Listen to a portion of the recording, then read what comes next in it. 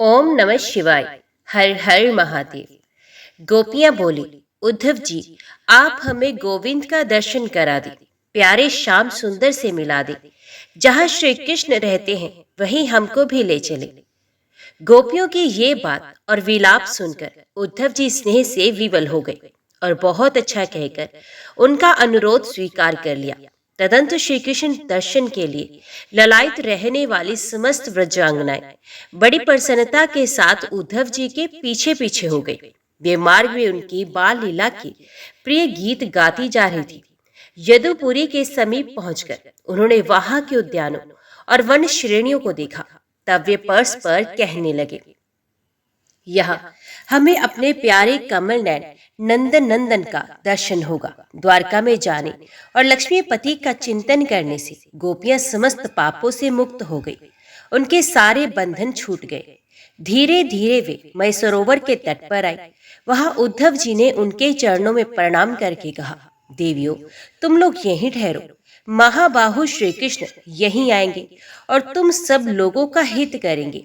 गोपियों ने पूछा, उद्धव जी, खिले हुए कमलों, कलहारों, कुमुदों और उत्पलों से जिसकी पवित्र शोभा हो रही है और जहां सारस किलोल करते हैं, ऐसा ये सरोवर किसका है?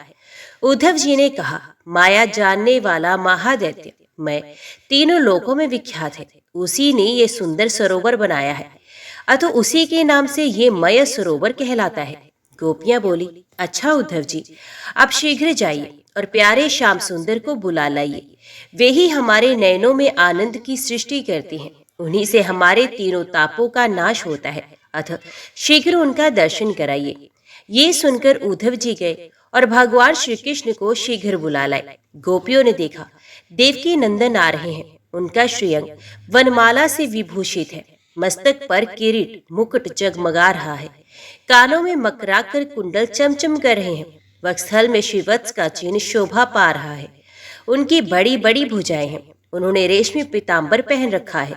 तीनों लोकों में सबसे अधिक सुंदर और सबका मन मोहने वाले अपने प्रियतम श्याम सुंदर को दीर्घ काल के बाद देखकर श्री कृष्ण प्रिया गोपियां प्रेमावेश से मूर्छित हो गई। कुछ देर के बाद जब वे सचेत हुई तब इस प्रकार विलाप करने लगी, हाय नाथ, हाय प्राणवल्लभ, हाय स्वामी, आप मनमोहन, बचपन में जिन्होंने तुम्हारा लालन पालन किया, जिनके साथ तुमने क्रियाएं की, उनको भी तुमने त्याग दिया। निर्दयी, बताओ तो सही, हम पर इतना रुष्ट कैसे हो गए? हम जानती हैं तुमने ना धर्म है, ना सौहार्द, ना मैत्री है, ना सत्यवादिता। तुम तो माता पिता का भी परित्याग करने वाले हो। तुम्हें कैसे सद्गति प्राप्त होगी? प्राणवल्लभ, भक्त जनों का परित्याग सब शास्त्रों में निंदित बताया गया है।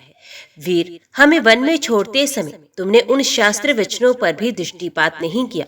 गोपियों का ये विलाप सुनकर सबके आंतरिक भावों को जानने वाले भगवान श्री कृष्ण ने ये जान लिया कि सब गोपियां अनन्य भाव से मेरी शरण में आई हैं। अतः वज्रेश्वर ने उन सबको सांत्वना देते हुए कहा, देवियों, तुमसे मेरा कभी वियोग नहीं है। मैं समस्त प्राणियों के हृदय में सदा सामान्य रूप से निवास करता हूँ। मैं ही सबकी उत्पत्ति का कारण हूँ। मुझसे ही इंद्र आदि देवता प्रकट हुए हैं। आदित्य, वसु, रुद्र, विश्वदेव, मरुदगण, ब्रह्मा, विष्णु, शिव, आदि शक्ति, महर्षि इंद्र, मन, बुद्धि, सत्व, रज, तम, काम, क्रोध, लोभ, मद और अहंकार, इन सबकी प्रवृत्ति मुझसे ही होती है। ऐसा जानकर तुम मन में शोक ना करो। सब प्राणियों के भीतर मुझे सदा ही स्थित जानकर अंतर्यामी रूप से मेरा चिंतन करो। इसे सब प्रकार के पाप ताप से मुक्त हो जाओगी। श्री कृष्ण का ये वचन सुनकर गोपियों के सब बंधन कट गए। उनके संशय और कलेश नष्ट हो गए। वे भगवत दर्शन आनंद में डूब गए। श्री कृष्ण के दर्शन से उनका अंतकरण अत्यंत निर्मल हो गया। इस प्रकार बोली, गोविंद, आज हमारा जन्म सफल हो गया। आज हमारे नेत्र सार्थक हो गए, क्योंकि आज दीर्घ काल के बाद हमारी आंखें नागरी जन वल्लभ गोविंद का दर्शन कर रही हैं। पुण्यहीन स्त्रियों को पुरुषोत्तम श्री कृष्ण का दर्शन नहीं होता। मधुसूदन, यद्यपि आपने युक्ति तथा अर्थयुक्त वचनों से हमें ज्ञान का उपदेश दिया है, तथापि हमारे हृदय से माया नहीं निकलती। श्री कृष्ण ने कहा, इस सरोवर के दर्शन और स्पर्श से तुम संपूर्ण बंधनों से मुक्त हो गई हो। अब इसमें स्नान कर लेने से तुम्हारी संपूर्ण कामनाएं पूरी हो जाएंगी। गोपियां बोली, जगन्नाथ, आपने सरोवर का अद्भुत प्रभाव बताया है। अब इसमें स्नान करने की क्या विधि है, ये विस्तार पूर्वक कहिए। श्री कृष्ण ने कहा, गोपियों, इस सरोवर पर मेरे साथ तुम्हारा मिलन हुआ है, अतः यहाँ मेरे ही साथ तुम्हें नियम पूर्वक स्नान करना चाहिए। जो श्रावण शुक्ल द्वादशी को संयम, नियम एवं पवित्रता से रहकर भक्ति पूर्वक इस सरोवर में स्नान करके पितरों का तर्पण करेगा और मेरे साथ तथा पितरों के उद्देश्य से यथाशक्ति दान देगा, वे पितरों सहित विष्णु धाम को प्राप्त होगा। मैं तीर्थ के पास जाकर दोनों हाथों में कुश और फल ले मंत्र से अर्घ दे। महीनाथ, मैं घर के अंधकूप में पड़ा हूँ, माया के सैकड़ों बंधनों में बंधा हूँ, मेरा उद्धार करो। ये अर्घ लो, तुम्हें नमस्कार है।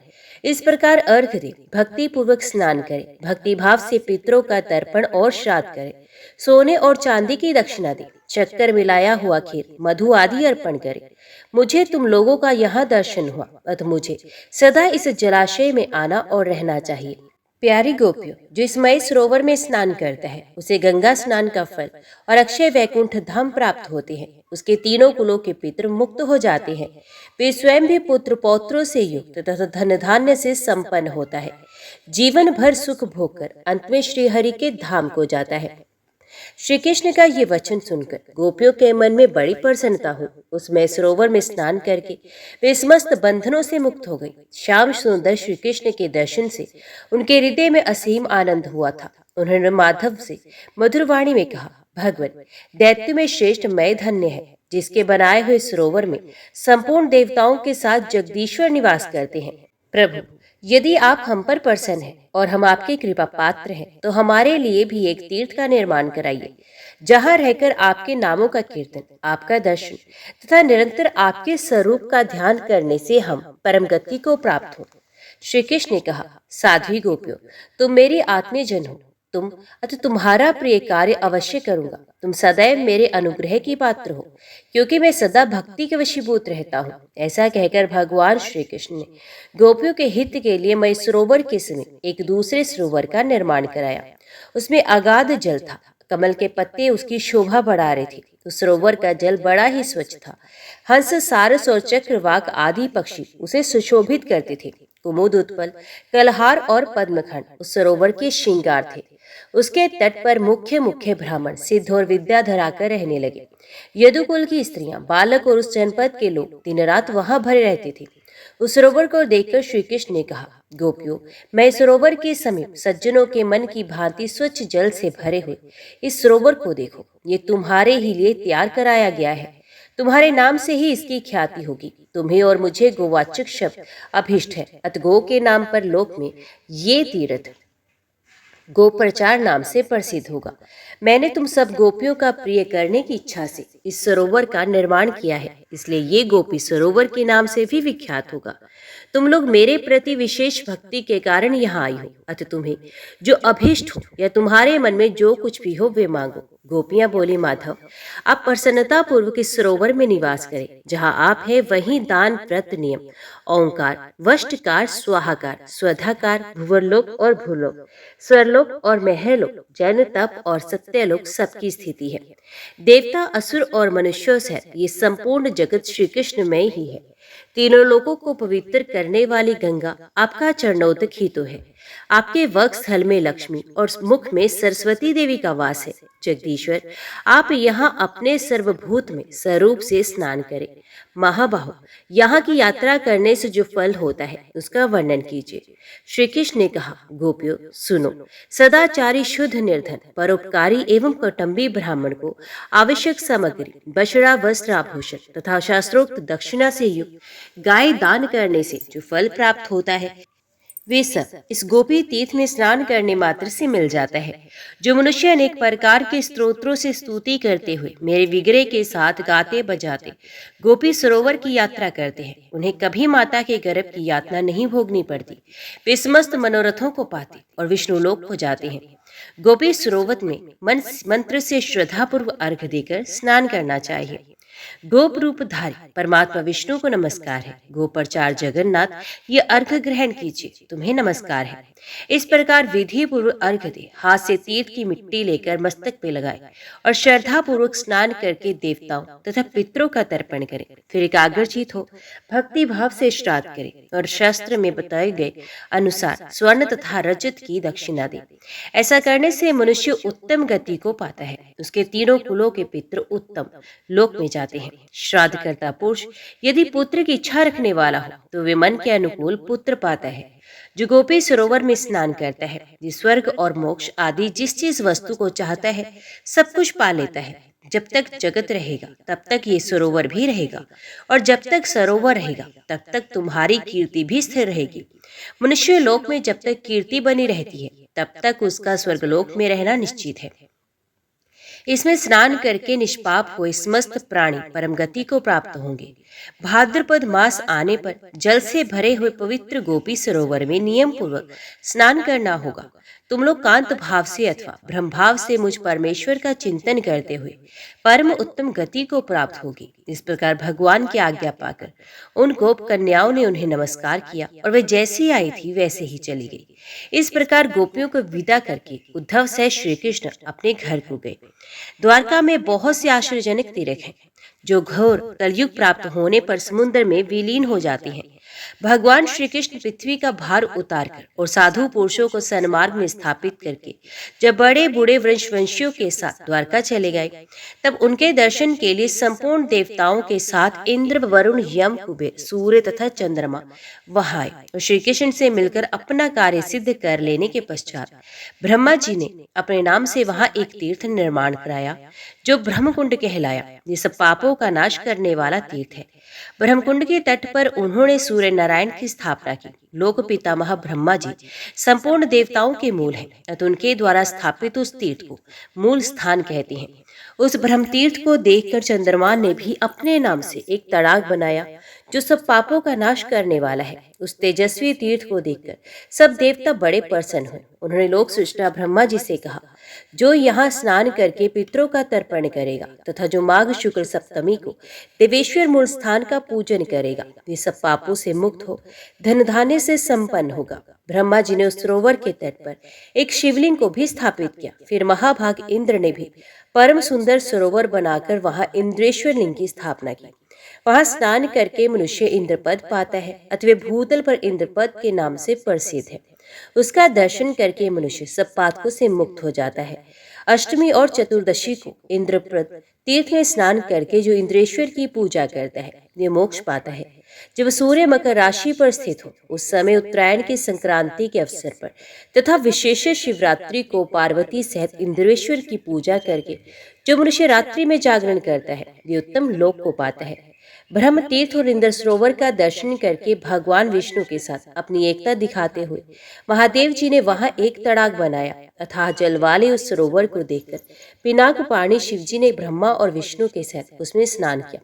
ये देखकर देवताओं ने कहा, इस महासरोवर का निर्माण महादेव जी ने किया है, इसलिए ये महादेव सरोवर के नाम से प्रसिद्ध होगा। जो इसमें भक्ति भाव से स्नान, तर्पण और श्राद्ध करेगा ये उत्तम गति को प्राप्त होगा। महादेव सरोवर के दर्शन से मनुष्य पाप मुक्त हो जाता है और भक्ति पूर्वक उसमें स्नान करने से उसकी कभी दुर्गति नहीं होती। स्त्री स्नान करे तो वे कभी सौभाग्य और संतान से वंचित नहीं होती। वही गौरी सरोवर भी है, उसमें स्नान करके मनुष्य सब कामनाएं प्राप्त कर लेता है। वरुण जी ने भी भगवान के प्रति भक्ति भाव रखकर दिव्य सरोवर का निर्माण किया जो वरुण सरोवर के नाम से विख्यात है। जो उसका दर्शन करता है उसके सब पापों का नाश हो जाता है। भादों की पूर्णिमा को वहां तर्पण और श्राद्ध करने से मनुष्य उस उत्तम लोक में जाता है जहां जाकर फिर कभी शोक का अवसर नहीं आता। भगवान विष्णु को द्वारका में पधारे हुए सुनकर ब्रह्मपुत्र मरीचि आदि ऋषि श्री कृष्ण पालित द्वारकापुरी में आए। उन्होंने द्वारकापुरी और समुद्र में मिली हुई गोमती का दर्शन करके वहां पंचनद तीर्थ को स्थापित किया। उनके आवाहन करने पर वहां 5 नदियां वेग पूर्वक आई। मरीचि के लिए गोमती नदी, अत्रि के लिए लक्ष्मणा नदी, अंगीरा के लिए चंद्रभागा, पूर्व के लिए कुशावती तथा क्रतु को पवित्र करने के लिए जामवती नदी आई। उन 29 ब्रह्मपुत्रों ने उन सब में स्नान करके उस स्थान का नाम पंचन तीर्थ रखा जो सब पापों का नाश करने वाला है। स्वर्ग और मोक्ष की अभिलाषा रखने वाले पुरुषों को वहां सदा स्नान करना चाहिए। इंद्र स्वयं पूर्वक फल सहित अर्घ्य पात्र ले मंत्र से पांचों नदियों का अर्घ्य देना चाहिए। ब्रह्मा जी के पुत्रों द्वारा लाई हुई ये देवी स्वरूपा पांचों श्रेष्ठ सरिताएं सब पापों की शांति के लिए मेरे दिए हुए इस अर्घ्य को स्वीकार करें। इस प्रकार अर्घ्य देकर स्नान करने के पश्चात देवताओं और पितरों का तर्पण तथा श्रद्धा पूर्वक विधिवत श्राद्ध करें। ब्राह्मणों को पंचरत्न और सप्त धान्य दान करें। तदंतर दीनों, अंधों और कृपणों को अपनी शक्ति के अनुसार दान दे। ऐसा करने वाला पुरुष सब कामनाओं को पाता है और विष्णु लोक में जाता है। लोक में पुत्र और पौत्रों से संयुक्त रहकर वे उत्तम सुख पाता है। अपने पिता ब्रह्मा जी को द्वारका में आया हुआ सुनकर सनकादि मुनि उन्हें प्रणाम करने के लिए गए। उनका दर्शन करके सबने उन्हें साष्टांग प्रणाम किया। ब्रह्मा जी ने उनसे कुशल समाचार पूछा और प्रसन्न होकर कहा, पुत्रों, जिसने महादेव जी का पूजन किया है उस पर भगवान विष्णु प्रसन्न होते हैं। यदि भगवान शिव की पूजा नहीं की जाए तो श्रीहरि अपनी पूजा को ग्रहण नहीं करते। अतः सब प्रकार से यत्न करके भगवान शंकर का पूजन करना चाहिए, जिससे सदा भगवान विष्णु के लिए की हुई पूजा पूर्णता को प्राप्त हो। ब्रह्मा जी का वचन सुनकर योग सिद्ध सनकादि महर्षियों ने शिवलिंग स्थापित किया। उसके पास ही ऋषियों ने एक कूप का निर्माण किया। ये देखकर ब्रह्मा जी ने कहा, पुत्रों, तुम योग सिद्ध हो, तुम्हारे द्वारा ये शिवलिंग स्थापित हुआ है, इसलिए इसका नाम सिद्धेश्वर होगा। इसके समीप ही ऋषियों ने ये कूप निर्माण किया है, इसकी लोक में ऋषि तीर्थ के नाम से प्रसिद्धि होगी। यहाँ श्राद्ध और तर्पण किए बिना केवल भक्ति पूर्वक स्नान करने मात्र से ब्रह्मलोक की प्राप्ति होती है। असत्यवादी तथा परनिंदा परायण मनुष्य भी ऋषि तीर्थ में स्नान मात्र करके शुद्ध हो जाते हैं। ऋषि तीर्थ में स्नान करने वाले पुरुष के मन, वाणी और क्रिया द्वारा किए हुए समस्त पाप नष्ट हो जाते हैं। जो ऋषि तीर्थ में स्नान करके सिद्धेश्वर जी का दर्शन करता है, वे यदि पुत्रहीन हो तो उसे पुत्र पौत्र की प्राप्ति होती है। सिद्धेश्वर के दर्शन से पाप का नाश और पुण्य की वृद्धि होती है। उन्हें प्रणाम करने वाले मनुष्यों को अभिष्ट मनोरथों की प्राप्ति होती है और उनके पितृ संतुष्ट होते हैं। तदनंतर अति उत्तम गदा तीर्थ में जाए, जिसमें विधि पूर्वक स्नान करने से अग्निष्टोम यज्ञ का फल मिलता है। जो वराह रूपधारी देवेश्वर श्री विष्णु की भक्ति पूर्वक पूजा और वंदना करता है, वे विष्णु लोक में पूजित होता है। वहां से नाग तीर्थ में जाए, जिसमें स्नान करके मनुष्य दिव्य लोक को पाता है। जिस समय समुद्र ने द्वारकापुरी को डुबो दिया था, उस समय बहुत से तीर्थ जल और बालू से आच्छादित हो गए। उनमें से कुछ तो देखे जाते हैं और कुछ अदृश्य हैं। मैं उन सबका संक्षेप से वर्णन करता हूँ। पापनाशिनी चंद्रभागा में स्नान करके मनुष्य वाजपेयी यज्ञ का फल पाता है। वही यशोदा और नंद की पुत्री देवी चंद्रचूड़ का स्थान है, जो कुमारी अवस्था में है। उनके हाथों में शक्ति, ढाल और तलवार आदि शस्त्र शोभा पाती हैं। वे ही कंस आदि दैत्यों का दलन करने वाली तथा बलराम और श्री कृष्ण की बहन है। उनके दर्शन मात्र से मनुष्य सब कामनाओं को पूरा कर लेता है। कलिकाल में पापनाशक मुक्ति द्वार तीर्थ में स्नान करके मनुष्य गंगा स्नान का फल पाता है, जहाँ से गोमती निकलकर समुद्र में मिली है। वहाँ स्नान करके मानव अश्वमेध यज्ञ का फल पाता है। वही भृगु जी ने तपस्या की और अंबिका जी को स्थापित किया। वे देवी भृगु अर्चिता के नाम से प्रसिद्ध है। उनके चिंतन से मनुष्य उत्तम सिद्धि को पाते हैं। जालेश्वर जी का दर्शन करके मनुष्य गहरे पाप से छूट जाता है और भक्ति पूर्वक उनकी पूजा करके वे शिवलोक को पाता है। तत्पश्चात चक्र स्वामी के उत्तम तीर्थ में जाए, जहाँ त्रिभुवन विख्यात जतकारु तीर्थ है। उसमें स्नान करने से मनुष्य कभी दुर्गति में नहीं पड़ता।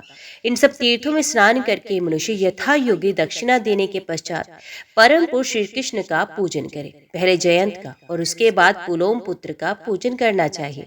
इन दोनों को देवराज इंद्र ने श्रीहरि की सेवा के लिए नियुक्त कर रखा है। तदंतर देवकी नंदन श्री कृष्ण के समीप जाए। एक मनुष्य निरंतर प्राणायाम आदि पूर्वक ज्ञान और ध्यान में तत्पर है और दूसरा केवल देवेश्वर श्री कृष्ण का दर्शन करता है। उन दोनों का समान फल है। एक मानव गंगा आदि तीर्थों में स्नान करता है और दूसरा देवेश्वर श्री कृष्ण का दर्शन। उन दोनों को समान फल की प्राप्ति होती है। द्वारकापुरी में जाकर मधुसूदन श्री विष्णु की अवश्य पूजा करनी चाहिए। तत्पश्चात सुगंध लेप, चंदन, वस्त्र, पुष्प, नैवेद्य, आभूषण, तांबूल, फल तथा आरती आदि उपचारों से भगवान श्री कृष्ण की पूजा करके उन्हें साष्टांग प्रणाम करें, घी का दीपक जलाकर अर्पण करें, रात्रि में जागरण गाने बजाने तथा पुस्तक पाठ करें। भादों की अष्टमी और द्वादशी को भी श्रीहरि का पूजन करना चाहिए। कलयुग में गोमती और समुद्र के संगम में स्नान और श्री कृष्ण पूजन करके मनुष्य निर्मल लोक में जाता है, जहां पहुंचकर फिर कभी शोक का सामना नहीं करना पड़ता। विधि पूर्वक श्री कृष्ण की पूजा करने के अनंतर मनुष्य रुक्मिणी जी के समीप जाए और दही, दूध, मधु, घी तथा शक्कर से उन्हें स्नान कराए। फिर गंध और फूलों से पूजा करे। जो तीर्थ के जल से स्नान कराता है वे संपूर्ण कामनाओं को प्राप्त कर लेता है। जो इस प्रकार श्री कृष्ण प्रिया रुक्मिणी देवी को नहलाता है उसके लिए इहलोक और परलोक में कुछ भी दुर्लभ नहीं।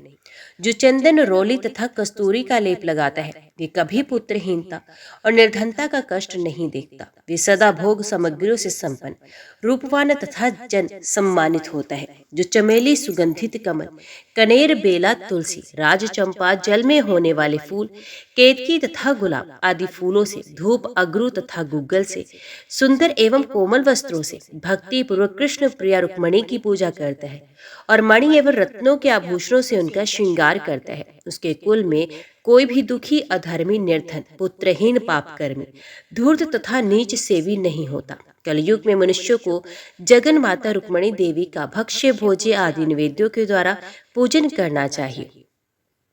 रुक्मिणी देवी मुझ पर प्रसन्न हो, यही पूजन का उद्देश्य होना चाहिए। भक्तिभाव से रुक्मिणी जी को कर्पूर युक्त तांबुल निवेदन करें। अक्षतों के साथ दिव्य फल लेकर मंत्र से विधि पूर्वक अर्घ्य दें। विदर्भ राजकुमारी कृष्ण प्रिया रुक्मिणी देवी, तुम्हें नमस्कार है। तुम सब कामनाओं को पूर्ण करने वाली हो, मेरा यह अर्घ्य स्वीकार करो। तुम्हें नमस्कार है। इस प्रकार अर्घ्य देकर प्रज्वलित दीपक सहित आरती करें। विशेषित कर्पूर जलाकर देवी की निराजना करें। शंख में जल लेकर भावपूर्वक देवी के ऊपर घुमाएं और फिर आत्म शुद्धि के लिए सिर पर धारण करें। तत्पश्चात ऐसा कहते हुए पृथ्वी पर लौटकर साष्टांग प्रणाम करें। जो कलयुग में श्री कृष्ण पूरी द्वारका में जाकर उनकी प्रिया रुक्मिणी देवी का दर्शन करता है वे इस लोक और परलोक में सब कामनाओं को पाता है। माघ शुक्ल अष्टमी को जो चंदन, पुष्प तथा अनेक प्रकार के उपहारों से कामदेव की जननी रुक्मिणी देवी का पूजन करता है उनका जीवन सफल है, उनके सभी मनोरथ पूर्ण हो जाते हैं।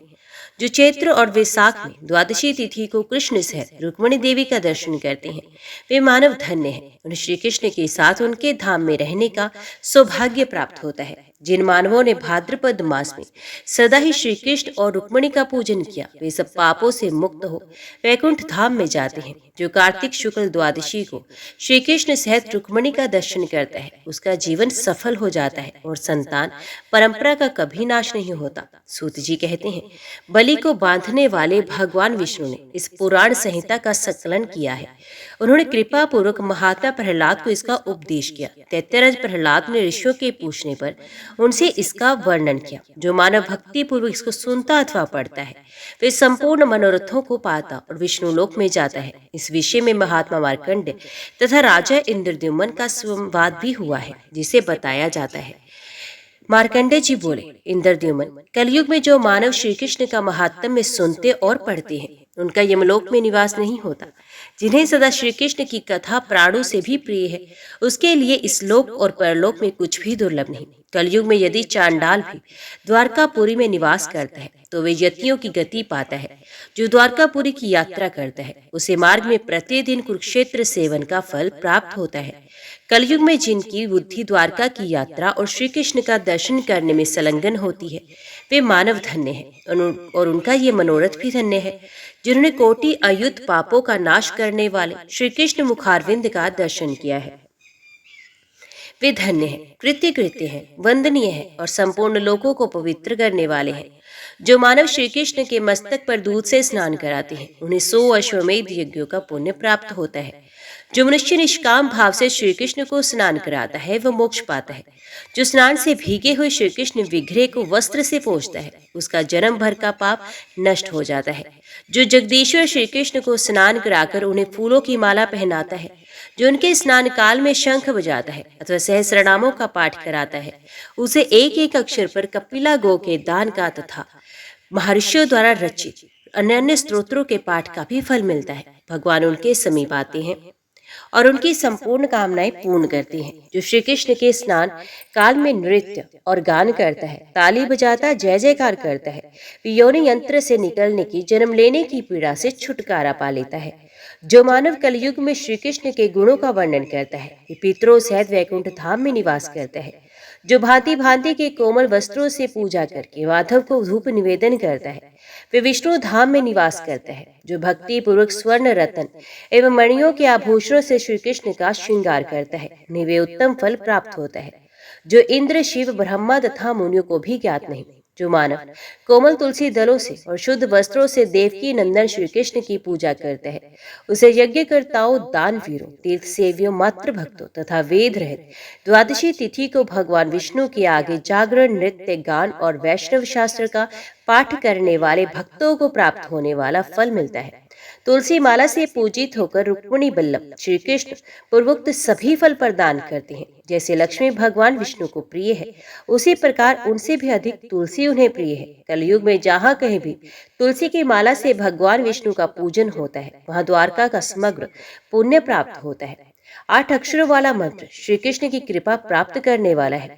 जो कलयुग में कपूर सहित काले अंगूरों से श्री कृष्ण को धूप देते हैं, वे श्री कृष्ण का सारूप्य प्राप्त करते हैं। घी, गुग्गल तथा सुगंधित पदार्थ के द्वारा भगवान श्री कृष्ण को धूप देकर मनुष्य सदा कल्याण में पद को प्राप्त होता है।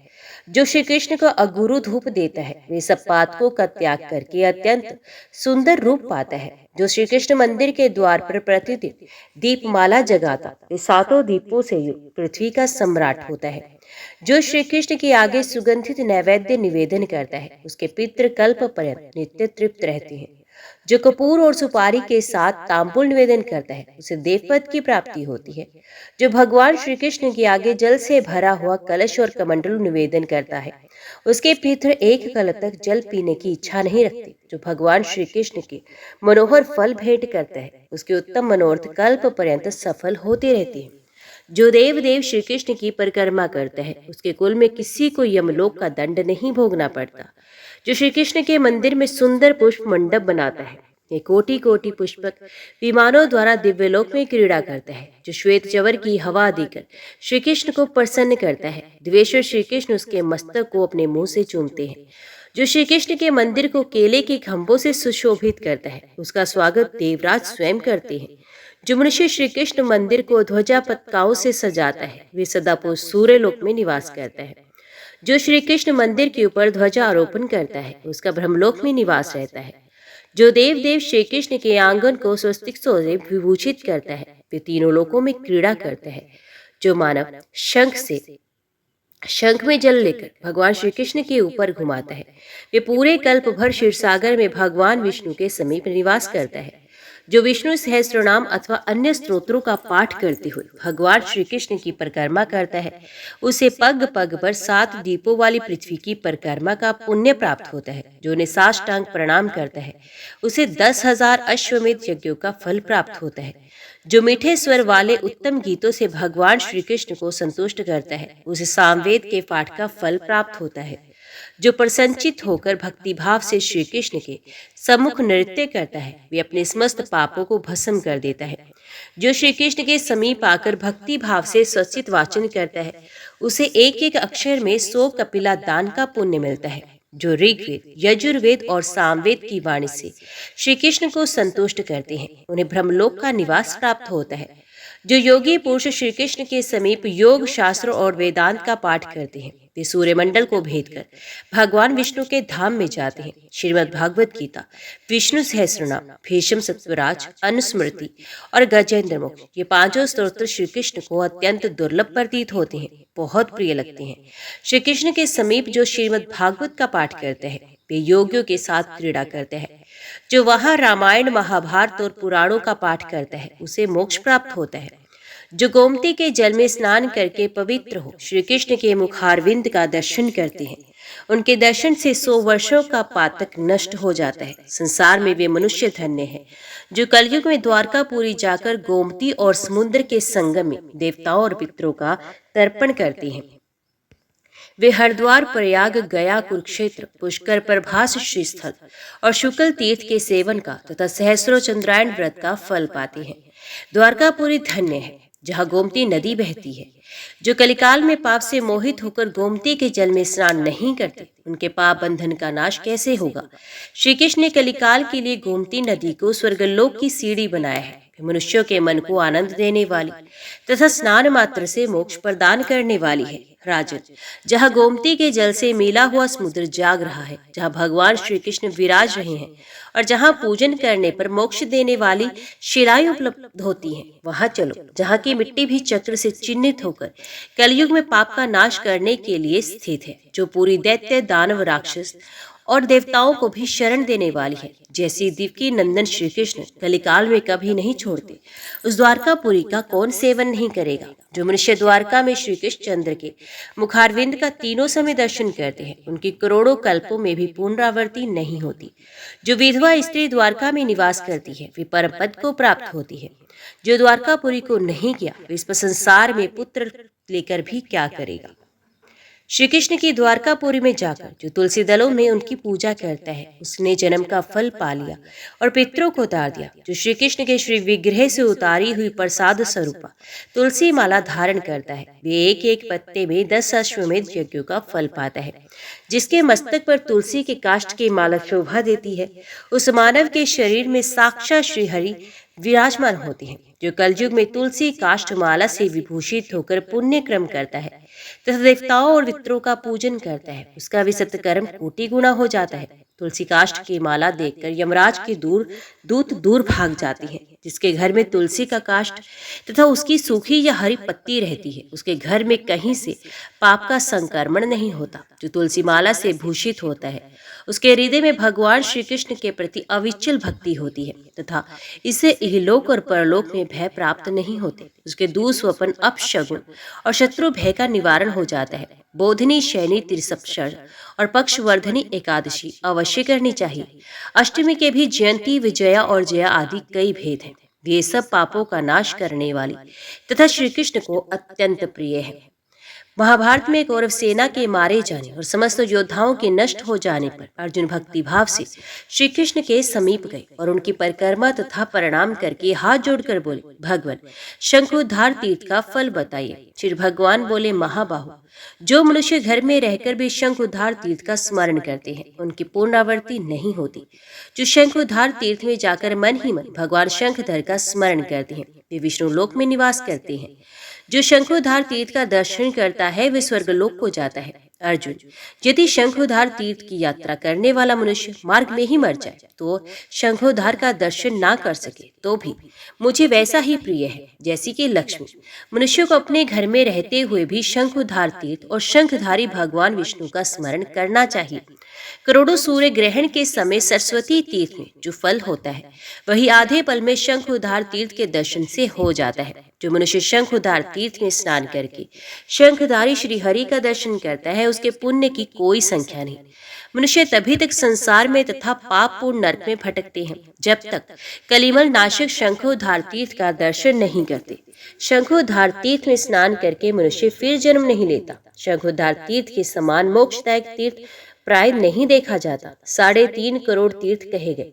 शंखोद्धार में उन सभी तीर्थों का फल प्राप्त होता है जिसका मन श्री कृष्ण में नहीं लगता, और जो शंखोद्धार तीर्थ का दर्शन नहीं करता, उसके स्वर्गवासी पितर भी उसे भयंकर शाप देते हैं। जो शंखोद्धार तीर्थ में रहकर अन्नदान करता है, उसने रुक्मणी पति की प्रसन्नता से स्वयं ही मुक्ति पाली। अन्नदान के समान दूसरा कोई दान न हुआ है न होगा, इसलिए प्रयत्न पूर्वक अन्नदान करना चाहिए। कुंती नंदन, जो तुलसी दल से मेरी पूजा करता है, उसे इंद्रदेव ही भयभीत होते हैं। जो किसी भी कारण से श्री कृष्ण का एकादशी व्रत कर लेते हैं, वे धन्य हैं। मृत्यु के पश्चात उन्हें चतुर्भुज भगवान विष्णु प्राप्त होते हैं। द्वारका समुद्र के जल में सब ओर से दुर्जय है और उसके मध्य भाग में पाप नाशक शंखदेव निवास करते हैं। जो मनुष्य शंखोद्धार में स्नान करके विधि पूर्वक श्राद्ध करते हैं, अपने पितरों का उद्धार करके उत्तम लोक को जाते हैं। भगवान शंखधारी को नमस्कार और उनका पूजन करके मानव उस निर्मल लोक में जाता है जहाँ शोक का अत्यंत अभाव है। भगवान शंखधर का दर्शन करके मरण धर्मा मनुष्य अनेक जन्मों के घोर पापों से मुक्त तथा कृत्य हो जाता है। भगवान शंख उसे मनोवांछित फल देते हैं। राजन, कलिकाल में मथुरा, द्वारका और अयोध्या, ये तीन पुरियां भगवान को अत्यंत प्रिय, जो धर्म, अर्थ, काम और मोक्ष देने वाली है। मथुरा में यमुना, द्वारका में गोमती, अयोध्या में सरयू नदी है, जो सेवन करने पर मोक्षदायिनी होती है। अयोध्या में श्रीहरि का, द्वारका में श्री कृष्ण का, मथुरा में केशव का स्मरण करने से मुक्ति प्राप्त होती है। संसार में मथुरापुरी धन्य है, जहाँ साक्षात भगवान विष्णु प्रकट हुए हैं। द्वारकापुरी सफल है, जहाँ रहकर श्रीहरि ने अनेक प्रकार की लीलाएं की हैं। और सब कामनाओं को देने वाली अयोध्यापुरी धन्याधीन है, जिसका स्वयं धर्मज्ञ भगवान श्री रामचंद्र जी ने पालन किया। अयोध्या के स्वामी भगवान श्री राम का, मथुरावासी केशव का तथा द्वारका निवासी परम सुंदर श्री कृष्ण का प्रेम से कीर्तन करें। कीर्तन करने से मथुरा, स्मरण करने से द्वारकापुरी और यात्रा करने से अयोध्यापुरी पुण्यदायिनी होती है। इन तीनों के द्वारा विशुद्ध पद की प्राप्ति होती है। श्री कृष्ण, ब्रह्मा जी, श्री विष्णु तथा द्वारकापुरी का श्रवण अथवा दर्शन करके मनुष्य जन्म के बंधन से मुक्त हो जाता है। अयोध्या, मथुरा और द्वारकापुरी श्रवण अथवा दर्शन की अभिलाषा करने पर कल्प भर के पाप का नाश करती हैं। कलयुग में जो श्री कृष्ण, विष्णु और हरि का स्मरण करता तथा द्वादशी को रात में भगवान के समीप जागता है, उसे 10,000 अश्वमेध यज्ञ का फल मिलता है। कलिकाल में वे मनुष्य धन्य हैं, जो सरयू, गोमती और यमुना के जल में स्नान करते हैं, जो पश्चिम दिशा की ओर मुंह करके स्नान करते और दोनों हाथ जोड़कर द्वारकापुरी का स्मरण करते हैं, उन्हें कोटि गुना फल मिलता है। कलयुग में जो मानव द्वारकापुरी का चिंतन करते हैं, वे 10,000 कपिला गौ के दान का पुण्य पाते हैं। राजन, मैं मार्कंडे 7 कल्प की बातों का स्मरण करने वाला हूँ। कलयुग में द्वारकापुरी के समान अथवा इससे बढ़कर दूसरी कोई पुरी नहीं। कलयुग में जो मनुष्य द्वारकापुरी को जाता है, ये पग पग पर 1,000 अश्वमेध और 100 राजस्व यज्ञों का फल पाता है। कलयुग में द्वारका की यात्रा करते हुए जिन मनुष्यों का चित्त विचलित नहीं होता, उनका जीवन सफल है। जिसने गोमती के तट पर भगवान श्री कृष्ण के समीप पिंडदान किया, उसी पुत्र से माता पुत्रवती और पितृ पुत्रवान है। गोपी चंदन का तिलक करके मनुष्य यदि इस पृथ्वी पर भ्रमण करता है, तो उससे वे समूचा देश पवित्र हो जाता है। फिर जहाँ वे स्वयं स्थित है, उसके लिए तो कहना ही क्या। जो द्वारका में उत्पन्न हुई श्री कृष्ण सेवित तुलसी को अपने मस्तक पर धारण करता है, ये स्वर्गलोक का स्वामी होता है। भगवान श्री विष्णु को विजया एकादशी तिथि, गंगाचल, काशीपुरी, तुलसी, आंवले का फल, भागवत शास्त्र, रामायण, द्वारकापुरी, चमेली का फूल, एकादशी की रात में जागरण तथा कीर्तन और गायन ये अधिक प्रिय है। कलिकाल में जिसके घर में सदा गोपी चंदन की मृत्तिका विद्यमान है, वहाँ श्री कृष्ण सहित द्वारकापुरी स्थित है। कृतघ्न, गोघाती तथा समस्त पापों का आचरण करने वाला मनुष्य भी गोपी चंदन के संपर्क से तत्काल पवित्र हो जाता है। जो किसी वैष्णव को गोपी चंदन का एक टुकड़ा भी देता है, वे अपने कुल का उद्धार करता है। जिसके मंदिर में द्वारका की तुलसी है, उसे यमराज भी डरते हैं। द्वारका की मृत्तिका, तुलसी तथा श्री कृष्ण का कीर्तन 100 करोड़ यज्ञों से भी अधिक पुण्यदायक बताया गया। मैंने सब शास्त्रों और पुराणों का बार बार अवलोकन करके देख लिया। मुझे द्वारका के समान दूसरी कोई पूरी दिखाई नहीं दी। जिसने द्वारका की यात्रा और श्री कृष्ण का कीर्तन किया, उसने हजारों तीर्थों में स्नान और करोड़ों यज्ञों का आयोजन कर लिया। जिन मनुष्यों ने द्वारकापुरी में जाकर श्री कृष्ण के मुखारबिंद का दर्शन नहीं किया, वे मानव पंगु है, जन्म के ही अंधे हैं। जिन्होंने द्वारकापुरी में जाकर एकादशी की रात्रि में भक्तिपूर्वक जागरण और नृत्य किया, वे कीर्तार्थ और धन्य हैं। जो श्री कृष्ण पुरी द्वारका में जाकर गोमती के तट पर पिंडदान और यथाशक्ति दान करता है, उसके पितृ तृप्त हो जाते हैं। जो द्वारकापुरी में गया है, उस मनुष्य के 100 जन्मों तक प्रेत और पिशाच की योनि नहीं मिलती।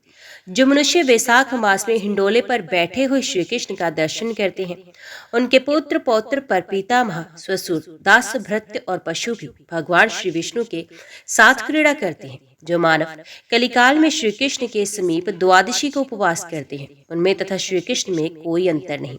श्री कृष्ण के समीप द्वादशी तिथि के समान कोई दिन नहीं। श्री कृष्ण के निकट सभी तिथियां युगादि तिथियों के समान पुण्यदायिनी होती हैं।